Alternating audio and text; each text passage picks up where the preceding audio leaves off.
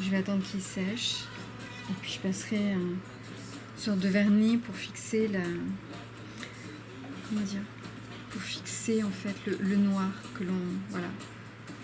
Qu'on n'ait pas ça ensuite sur les mains.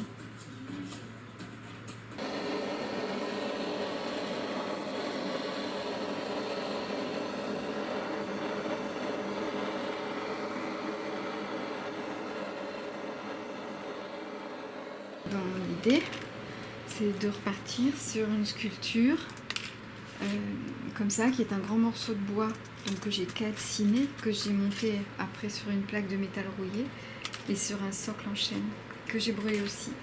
Et on voit des détails. En fait, les détails, ça sont des petites pousses, comme s'il y avait des petites pousses qui repartaient après qu'il y ait eu un incendie ou qu'on ait l'impression que la matière est complètement morte.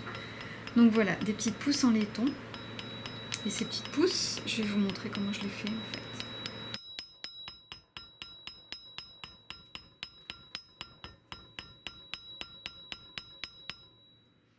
Désolée pour les...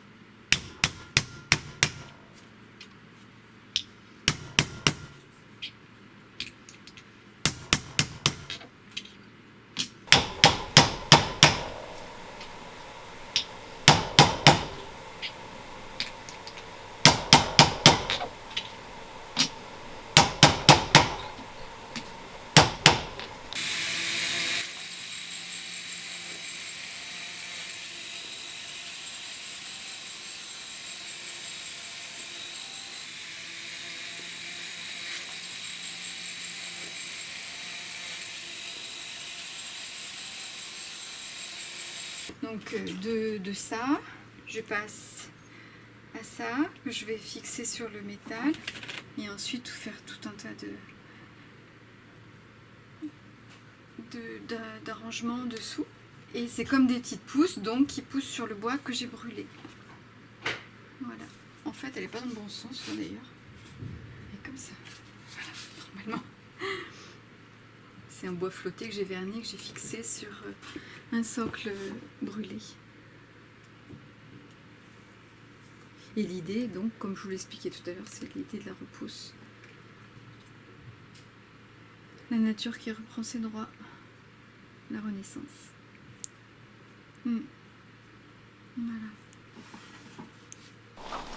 Quand je cherche où je ramasse une branche, en fait, il y a quelque chose qui tout de suite me dit si la courbe de la branche m'inspire, parce que j'imagine tout de suite un fil qui tombe à l'aplomb, un socle, si ça m'inspire ou si ça m'inspire pas.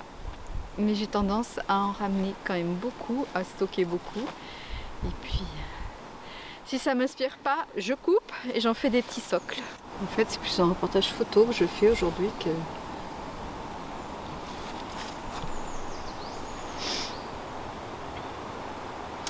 Mais c'est important parce que ce soit le mouvement, que ce soit les teintes, que ce soit la matière, les volumes. On dirait un tableau, quoi. C'est magnifique. C'est des choses que je regarde après et qui me donnent des idées.